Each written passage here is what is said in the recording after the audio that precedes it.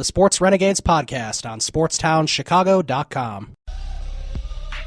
6:42 from the SportstownChicago.com studios. I'm Ryan Risky. I'm Ryan Stuprich. This is the Sports Renegades on SportstownChicago.com, and we were just talking about the Bears, and somehow we have good things to say because really from the season opening loss against the Bills, all we had were bad things to say, and right, there wasn't a single. I don't think there was any good things to say. It feels nice to say some nice things about the Bears. Granted, I did enjoy bashing them for a while because it was actually fun, and every single thing we said was true. Pretty much. I mean, everybody who thought that there was so much dysfunction in the Bears organization, everyone was right. There really is, and Jay Feely sort of brought that out on the table again, and he, he made some really good points. But that was just like a bad situation to walk into, and that's from an outsider's perspective of him as he came in with like 4 games left in the season. Right, and I mean, it's okay that Jay Cutler isn't a leader. He doesn't have to be, except there need to be leaders. Right. And he said Mark Trestman was not a leader. I think Jay Cutler was more of a leader than Mark Trestman, and Jay Cutler doesn't even say anything, really.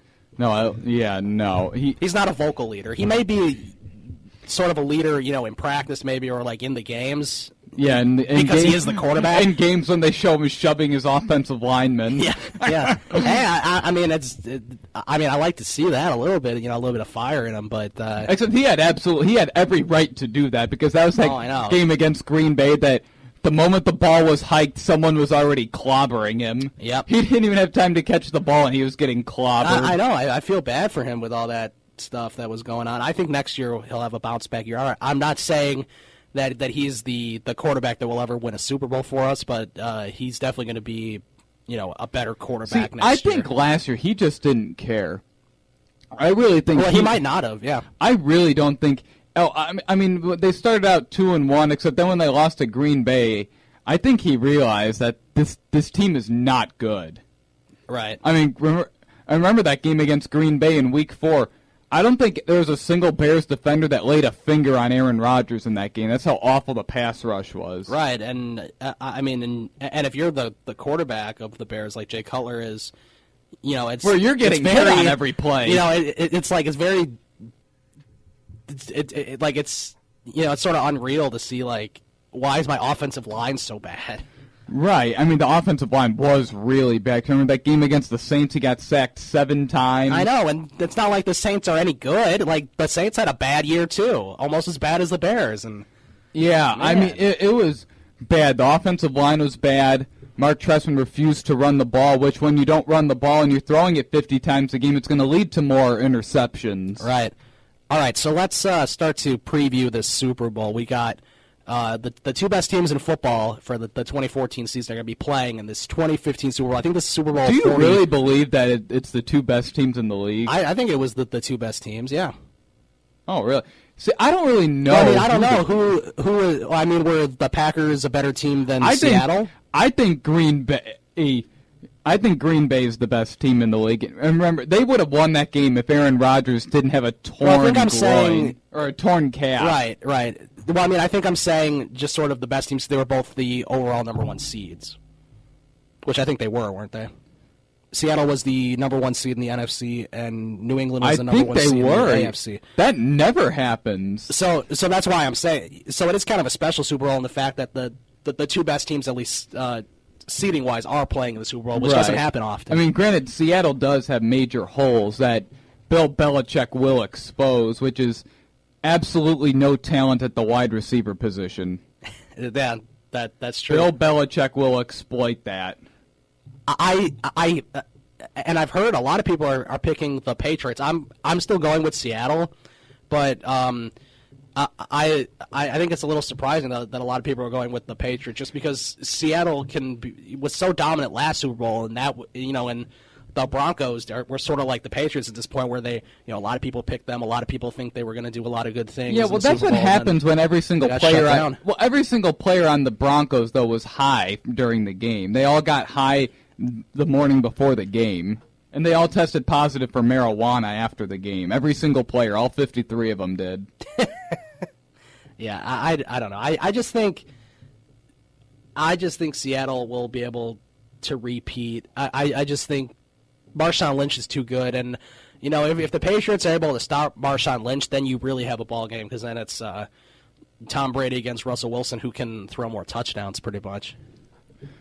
Right, and I mean, really, if you Seattle had no business winning that game with all those interceptions thrown by Russell Wilson. I agree. The Packers really gave that away. Except, really, what I disagreed with Green Bay, when they were at the 1-yard line on 2 straight plays on 4th down, they kicked it a field goal both times. I think, it's okay you kick a field goal the first time, except the second time you really need to get in. Right, and also if you don't get in, you're still leading. So, and the ball's at the 1-yard line. I agree with you. The ball's at the 1-yard line.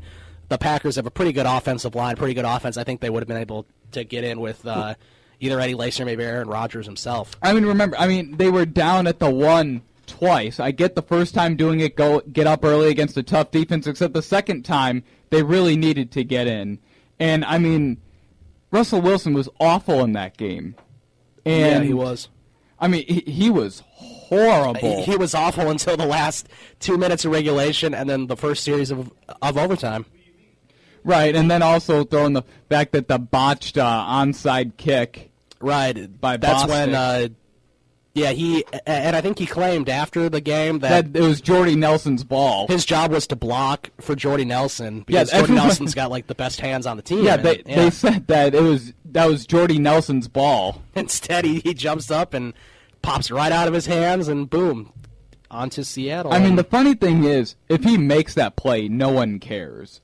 If he catches that ball, nobody cares. Right, but since he no one knows no one knows what his name is, because if he made that play instead of Jordy, nothing happens. They win and go to the Super Bowl. No one knows who he is. No one cares. He misses that. People want his head. Mm-hmm. No one would be praising him had he caught that. No one would care, except he missed that and really screwed him over. Right. I think Green Bay would have beaten I think Green Bay would have beaten Tom Brady in the Super Bowl. I think Aaron Rodgers. That would have been another really good game too. I kind of agree with you there. I kind of think that would have been a better game, because I think that would have been a better game than the Patriots in Seattle. I just like Seattle more than New England. That's pretty much why I'm going with them. But I also think I'm just glad that we're going to have a close, exciting game, because there's no way this is going to be a blowout like last year's was against the Broncos. Of course, that's what we said last year before there was a blowout.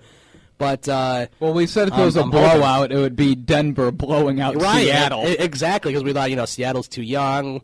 Russell Wilson's only in his second or third year. They has the best offense in NFL history. It's Peyton Manning. There was a whole lot of things that were going Denver's way, and they really screwed up. And I remember now Seattle can repeat, which hasn't happened since the Patriots in 03-04, I think. Well, the thing is, a lot of teams that repeat either don't make the playoff, that try to repeat, don't make the playoffs next year, or they're gone in the first round. Yeah, I think that has happened almost every year. Yeah. No, since the Patriots repeated, I don't think the season's previous winner of the Super Bowl, I don't think they've won a playoff game the following season. Right, I think I saw that too. I'm pretty sure that's right. So that'll be exciting. And of course, the Pro Bowl was last Sunday. Did you watch a second of the Pro Bowl or no?